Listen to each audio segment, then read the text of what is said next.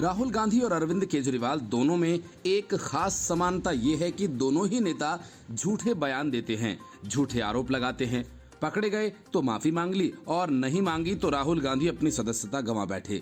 लेकिन अब राहुल गांधी और अरविंद केजरीवाल दोनों नेताओं के खिलाफ दिल्ली हाईकोर्ट में मामला पहुंच गया है, जिसमें न दोनों पर पीएम मोदी के खिलाफ झूठे बयान देने के आरोप है, बल्कि जनहित याचिका में आरोप लगाया गया कि इन नेताओं ने केंद्र सरकार की ओर से 5 से 10 उद्योगपतियों के 8 लाख करोड़ रुपए के कर्ज माफ करने के संबंध में झूठे और भ्रामक बयान दिए।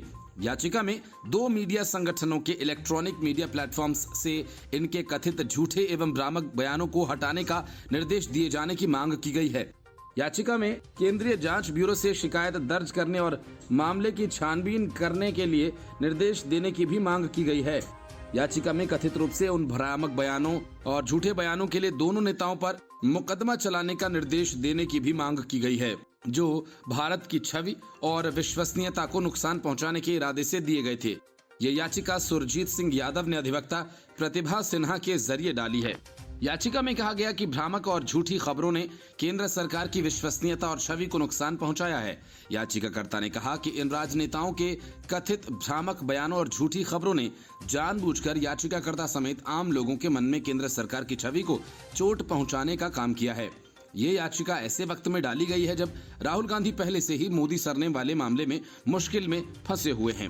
बीते 23 मार्च को सूरत की सेशंस कोर्ट ने राहुल गांधी को धारा 500 के तहत इस केस में 2 साल की सजा सुनाई थी। इसके बाद कांग्रेस नेता ने अदालत से सजा पर रोक लगाए जाने की गुहार लगाई थी, लेकिन कोर्ट ने राहत देने से इनकार कर दिया था। इसके बाद राहुल गांधी मोदी सरनेम मानहानि केस में गुजरात हाईकोर्ट का दरवाजा खटखटाने पहुंचे। राहुल की ओर से सीनियर एडवोकेट अभिषेक मनु सिंघवी ने अपनी दलीलों में कहा था कि राहुल गांधी ने मर्डर नहीं किया। यदि उनकी सजा पर रोक नहीं लगाई गई तो वे 8 साल तक चुनाव नहीं लड़ सकेंगे। सिंघवी का कहना था कि सियासत में 1 हफ्ते का वक्त भी काफी लंबा माना जाता है। राहुल ने कोई गंभीर अपराध नहीं किया है। राहुल ने किसी का मर्डर नहीं किया। मोदी सरनेम तो कई जातियों के और समुदायों में रखा जाता है। ऐसे में शिकायतकर्ता ने कैसे मान लिया कि राहुल ने उनके बारे में ही बात कही है। Bureau report, news of India. Tamil Nadu BJP अध्यक्ष अन्नामलाई की डीएमके फाइल्स में एमके स्टालिन सरकार की नींद उड़ा दी है। डीएमके फाइल्स में एमके स्टालिन सहित डीएमके नेताओं की कुल 1,34 करोड़ की अवैध संपत्ति का पूरा ब्यौरा है। अन्नामलाई के इस खुलासे से नाराज डीएमके ने उनके खिलाफ आपराधिक मानहानि का मामला दर्ज कराया है। शिकायत में अन्नामलाई की तरफ से डीएमके फाइल्स को जारी करने के लिए आयोजित 10 अप्रैल की प्रेस बैठक का जिक्र किया गया। शिकायत में कहा गया कि अन्नामलाई ने अपमानजनक बयान दिए और मुख्यमंत्री एमके स्टालिन की प्रतिष्ठा को नुकसान पहुंचाने के लिए वीडियो जारी किए। पिछले महीने तमिलनाडु बीजेपी प्रमुख के अन्नामलाई ने एमके स्टालिन सहित डीएमके नेताओं के खिलाफ भ्रष्टाचार के आरोप लगाते हुए डीएमके फाइल जारी की थी। अन्नामलाई ने आरोप लगाया था कि चेन्नई मेट्रो कॉन्ट्रैक्ट को ठीक करने के लिए एमके स्टालिन को 2011 में 200 करोड़ रुपए का भुगतान किया गया था। ये दावा करते हुए कि स्टालिन की पार्टी डीएमके नेताओं के पास 1,34,000 करोड़ रुपए की संपत्ति है, जो भ्रष्ट तरीकों से कमाई गई है। अन्नामलाई ने यह भी आरोप लगाया कि मुख्यमंत्री के परिवार के सदस्य दुबई की एक कंपनी के निदेशक थे, जो राज्य में निवेश कर रही है। इसके जवाब में सत्तारूढ़ डीएमके ने पार्टी और उसके अध्यक्ष एमके स्टालिन के खिलाफ भ्रष्टाचार के आरोपों पर अन्नामलाई के खिलाफ कानूनी नोटिस जारी किया। डीएमके ने माफी और 500 करोड़ रुपए के हर्जाने की मांग की, जिस पर तमिलनाडु बीजेपी प्रमुख ने कहा था कि वह माफी नहीं मांगेंगे और उन्होंने कोई अपराध करने से इनकार किया था। वकील डी देवराजन की ओर से अवकाश सत्र न्यायाधीश सी उमा महेश्वरी की अदालत में दायर मुकदमे में अन्नामलाई की ओर से स्टालिन के खिलाफ लगाए गए 2 विशेष आरोपों का जिक्र किया गया। पहला मामला बीजेपी नेताओं के उनके आरोपों के संबंध में है, जो उनके निवेश फर्म बनाम डीएमके हस्तियों और उन्हें स्टालिन से जुड़ने को लेकर लगाए। स्टालिन पिछले साल तमिलनाडु के लिए निवेश आकर्षित करने दुबई गए थे। दूसरा मामला अन्नामलाई के उस आरोप से जुड़ा है कि एक बहुराष्ट्रीय कंपनी ने 2 शेल कंपनीज के माध्यम से मुख्यमंत्री एमके स्टालिन को डीएमके के 2011 चुनावी फंड के लिए 200 करोड़ रुपए की रिश्वत दी। अन्नामलाई की ओर से लगाए गए आरोपों की डीएमके फाइल्स के रूप में चर्चा है। डीएमके प्रवक्ता टीकेएस एलंगोवन ने कहा कि सबसे अच्छा कदम अन्नामलाई को दंडित करना है। राहुल गांधी ने जो कहा था वो कुछ नहीं था, लेकिन उन्हें अयोग्य घोषित कर दिया गया। जब वे ऐसा कर सकते हैं तो अन्नामलाई के खिलाफ केस दायर करने की कई वजह हैं। बीजेपी ने कहा कि अन्नामलाई, जिन्होंने पहले डीएमके के कानूनी नोटिस के बाद माफी मांगने से मना कर दिया था, वह अदालत में मुकदमा लड़ेंगे। अन्नामलाई ने इस साल 14 अप्रैल को 1,34,000 करोड़ रुपए की संपत्ति वाली एक लंबी लिस्ट सार्वजनिक की थी, जिसमें उन्होंने दावा किया था कि संपत्ति मुख्यमंत्री एमके स्टालिन की बेटे और खेल मंत्री उदयनिधि स्टालिन और अन्य मंत्रियों जैसे कि दुरई मुरुगन, ईवी वेलु, के पोनमुडी, वी सेंथिल बालाजी और पूर्व केंद्रीय मंत्री एस जगतरक्षकन समेत डीएमके प्रमुख नेताओं के पास है। और तब डीएमके ने अन्नामलाई के आरोपों को मजाक करार दिया था। Bureau report, news of India.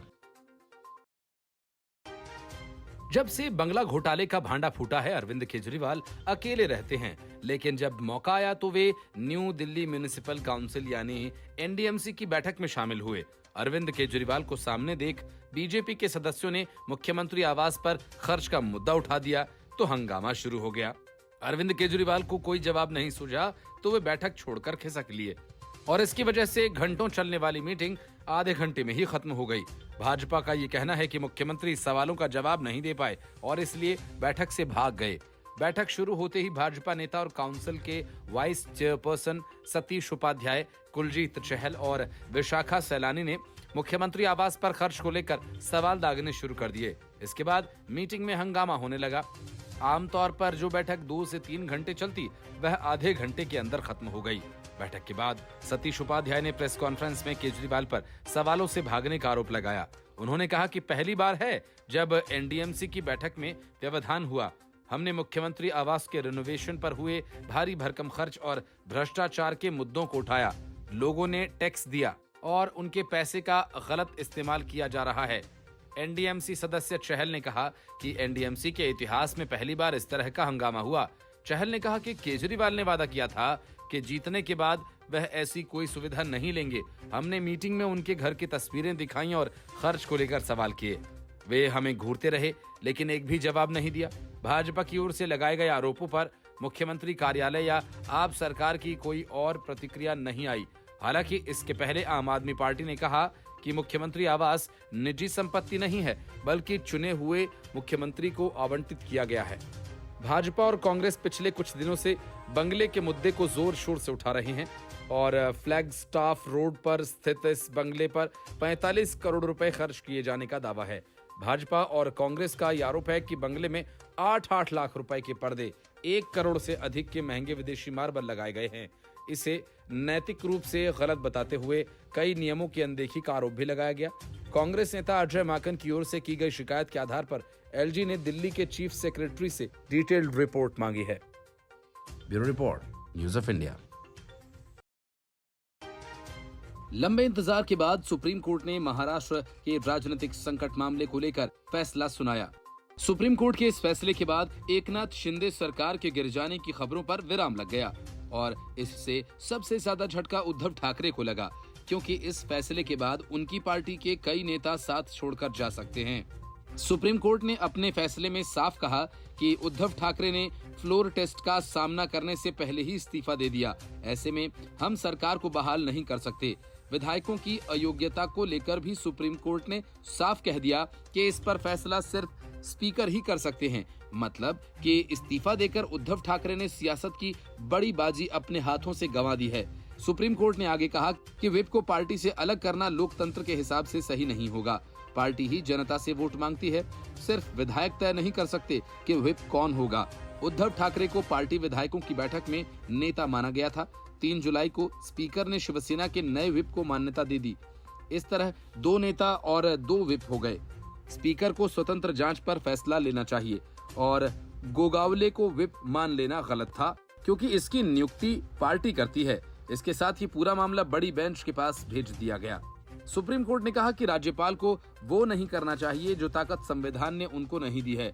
अगर सरकार और स्पीकर अविश्वास प्रस्ताव पर चर्चा टालने की कोशिश करें तो राज्यपाल फैसला ले सकते हैं। लेकिन इस मामले में विधायकों ने राज्यपाल को जो चिट्ठी लिखी उसमें ये नहीं कहा गया कि वह सरकार हटाना चाहते हैं, सिर्फ अपनी पार्टी के नेतृत्व पर सवाल उठाए। कोर्ट ने कहा कि किसी पार्टी में असंतोष फ्लोर टेस्ट का आधार नहीं होना चाहिए। राज्यपाल को जो भी प्रस्ताव मिले वह स्पष्ट नहीं थे। ये पता नहीं था कि असंतुष्ट विधायक नई पार्टी बना रहे हैं या कहीं विलय कर रहे हैं। एकनाथ शिंदे गुट की बगावत के बाद शिवसेना 2 गुटों में बट गई थी। उद्धव ठाकरे ने मुख्यमंत्री पद से इस्तीफा दे दिया था और इसके बाद तत्कालीन राज्यपाल भगत सिंह कोश्यारी ने एकनाथ शिंदे को सरकार बनाने के लिए बुलाया था। इसे लेकर सुप्रीम कोर्ट में याचिका दायर की गई थी। उद्धव ठाकरे गुट की ओर से 16 विधायकों की सदस्यता की वैधता को चुनौती दी गई थी। शिंदे बनाम उद्धव मामले पर जजेस की बेंच में जस्टिस डीवाई चंद्रचूड़ के अलावा जस्टिस एम.आर. शाह, कृष्ण मुरारी, हिमा कोहली, पी.एस. नरसिम्हा शामिल हैं। कोर्ट ने इस पूरे मामले में 16 मार्च से 9 दिनों की दलील सुनी, जिसके बाद क्रॉस याचिकाओं के एक बैच पर अदालत ने अपना फैसला सुरक्षित रखा था और फरवरी महीने में चुनाव आयोग ने एकनाथ शिंदे गुट को असली शिवसेना माना और पार्टी का नाम और चिन्ह धनुष तीर शिंदे गुट को दे दिया था। चुनाव आयोग के इस फैसले के खिलाफ उद्धव गुट सुप्रीम कोर्ट पहुंच गया और कोर्ट ने इस पूरे मामले को 5 सदस्यीय संविधान पीठ को सौंप दिया। Bureau Report, News of India. विपक्ष ने अविश्वास प्रस्ताव पेश नहीं किया और उद्धव ठाकरे ने अपनी मर्जी से इस्तीफा दे दिया। ऐसे में राज्यपाल ने एकनाथ शिंदे को सरकार बनाने के लिए आमंत्रित करके कोई गलत काम नहीं किया। सुप्रीम कोर्ट की संविधान पीठ ने शिवसेना की बगावत मामले में फैसला सुनाते हुए कहा कि वह उद्धव ठाकरे सरकार की बहाली का आदेश नहीं दे सकते क्योंकि उन्होंने बिना फ्लोर टेस्ट का सामना किए ही इस्तीफा दे दिया था। शीर्ष अदालत ने आगे कहा, चूंकि ठाकरे ने स्वेच्छा से इस्तीफा दिया था, ऐसे में राज्यपाल ने शिंदे को सरकार बनाने के लिए निमंत्रण देकर सही किया। मुख्य न्यायाधीश डीवाई चंद्रचूड़ की अध्यक्षता वाली 5 जजेस की संविधान पीठ ने सर्वसम्मति से अपना फैसला सुनाया। सुप्रीम कोर्ट ने फैसला पढ़ते हुए ये माना कि राज्यपाल का पहला फ्लोर टेस्ट के लिए कहना और स्पीकर का शिंदे गुट द्वारा मनोनीत व्हिप को नियुक्त करने का फैसला गलत था। इसके साथ ही सुप्रीम कोर्ट ने 16 विधायकों की अयोग्यता पर फैसला स्पीकर के ऊपर छोड़ दिया है। सुप्रीम कोर्ट ने माना कि भरत गोगावाले को शिवसेना पार्टी के व्हिप के रूप में नियुक्त करने का स्पीकर का निर्णय अवैध था। कोर्ट ने कहा, ये कहना कि पार्टी व्हिप विधायी दल नियुक्त करता है, इसका मतलब राजनीतिक दल के साथ उसके गर्भनाल से काट कर अलग कर देने जैसा है। इसका अर्थ हुआ कि विधायकों का दल पार्टी से अलग हो सकता है, जो सही नहीं है। कोर्ट ने कहा कि स्पीकर ने ये जानने की कोशिश नहीं की कि 2 व्यक्तियों प्रभु या गोगावले में कौन पार्टी द्वारा अधिकृत व्हिप थे। स्पीकर को केवल राजनीतिक पार्टी द्वारा नियुक्त व्हिप को ही मान्यता देनी चाहिए। शिंदे गुट के खुद को असली शिवसेना बताने को लेकर कोर्ट ने कहा कि अयोग्यता की तलवार लटकने के बाद खुद को मूल पार्टी कहना बचाव का आधार नहीं हो सकता है। राज्यपाल भगत सिंह कोश्यारी के उद्धव ठाकरे को फ्लोर टेस्ट के लिए बुलाने पर भी कोर्ट ने सवाल खड़े किए। पीठ ने कहा कि विपक्षी दलों ने कोई अविश्वास प्रस्ताव नहीं दिया।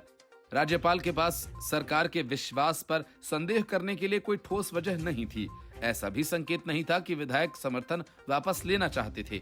ये मान भी लें कि विधायक सरकार से बाहर निकलना चाहते थे तो भी उन्होंने केवल एक गुट का गठन किया था। कोर्ट ने यह भी कहा कि राजनीतिक पार्टी के अंदरूनी विवाद से निपटने के लिए फ्लोर टेस्ट का इस्तेमाल नहीं किया जा सकता। पीठ ने कहा कि राज्यपाल को ऐसा कोई अधिकार नहीं है कि वह इसमें पार्टी बने। कोर्ट ने आगे कहा कि राज्यपाल ने शिवसेना के विधायकों के एक गुट के प्रस्ताव पर भरोसा करके यह नतीजा निकाल लिया कि ठाकरे ने अधिकांश विधायकों का समर्थन खो दिया है। विधायकों ने राज्यपाल से सुरक्षा को लेकर चिंता जताई, लेकिन इससे सरकार के समर्थन पर कोई असर नहीं पड़ता। राज्यपाल को पत्र पर भरोसा नहीं करना चाहिए था। पत्र में ये संकेत नहीं था कि ठाकरे ने समर्थन खो दिया है।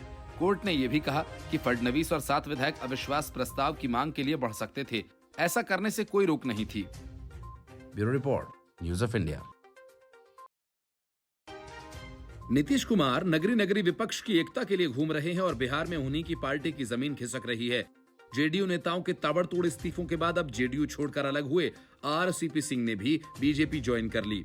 जेडीयू के राष्ट्रीय अध्यक्ष रहे आरसीपी सिंह पार्टी से अलग होकर नीतीश कुमार पर लगातार हमला करते रहे हैं। अब उनके बीजेपी में शामिल हो जाने से नीतीश कुमार की मुश्किलें बढ़ना तय है। दिल्ली में पूर्व केंद्रीय मंत्री आरसीपी सिंह को केंद्रीय मंत्री धर्मेंद्र प्रधान ने पार्टी ज्वाइन कराई। इस मौके पर बीजेपी के राष्ट्रीय महासचिव अरुण सिंह भी उपस्थित रहे। पार्टी ज्वाइन करते ही आरसीपी सिंह ने सीएम नीतीश कुमार को लेकर बड़ा बयान दिया। मीडिया को संबोधित करते हुए आरसीपी सिंह ने कहा कि सब नीतीश कुमार को पीएम कहते हैं, वो खुद भी नीतीश कुमार को पीएम मानते हैं। वो तो पहले ही कह चुके हैं नीतीश बाबू पीएम थे, पीएम है और पीएम ही रहेंगे। लेकिन पीएम का मतलब क्या होता है? पलटी मार। पहचान क्या बनी है? बताइए कि आपने कितनी बार विश्वासघात किया? आरसीपी सिंह ने कहा कि नीतीश कुमार पहले क्या बोलते थे कि देश में कोई काम नहीं हो रहा है। हमने कई बार उनको आईना दिखाने की कोशिश की। अगर काम नहीं हो रहा है तो नीतीश कुमार ये बताएं कि आज भारतवर्ष दुनिया में 5वीं सबसे बड़ी अर्थव्यवस्था है, कैसे हुआ? आज मुंबई गए हैं, वहां जो बड़ी बड़ी बातें कर रहे हैं, जरा सोचिए कि देश कहां चला गया और बिहार आज कहां है। आरसीपी सिंह ने ये कहा कि पहले जब भी नीतीश कुमार के पास जाते थे तो वे कहते थे कि क्राइम और करप्शन के वो खिलाफ हैं, उनको सी शब्द से बड़ा प्रेम है, लेकिन सी से चेयर भी होता है। आजकल वो कुर्सी के लिए ही सब कर रहे हैं। आरसीपी सिंह ने ये कहा कि बिहार में 2005 से भी खराब स्थिति हो गई है। आप एक मुख्यमंत्री का नाम बता दीजिए जो 3 दिन में 3 प्रदेश में है। ये किस काम के लिए हैं? एक दिन ओडिशा, दूसरे दिन झारखंड, तो तीसरे दिन मुंबई पहुंच गए। नीतीश कुमार पर हमला करते हुए आरसीपी सिंह ने कहा कि वो बार बार इतिहास की बात करते हैं। नीतीश कुमार, इतिहास मत भूलें। 2019 में भी विपक्षी एकता की बात चली थी, लेकिन नीतीश कुमार क्या एकता करेंगे? उनके नेता कौन हैं? बिना नेता की एकता होती है क्या? Bureau report, news of India. वो कहते हैं ना कि तू डाल डाल मैं पात पात। मनीष सिसोदिया कोर्ट जाकर अपनी तरफ से डाल डाल खेल रहे थे, लेकिन हुआ ऐसा कि सिसोदिया डाल डाल ही करते रह गए और कोर्ट पात पात पहुंच गया।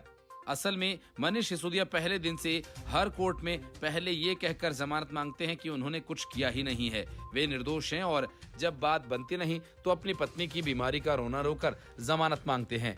करीब महीने भर से मनीष सिसोदिया इस कोर्ट से उस कोर्ट यही खेल कर रहे हैं।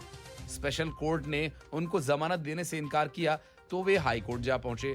पहले वो खुद को बेकसूर बताकर जमानत मांगते हैं, बात नहीं बनी तो पत्नी की बीमारी का हवाला देकर हाई कोर्ट से अंतरिम जमानत की मांग की, और ये सब करते वक्त कोर्ट से ये बात छुपा ली कि उनकी पत्नी अस्पताल से अब घर आ चुकी हैं।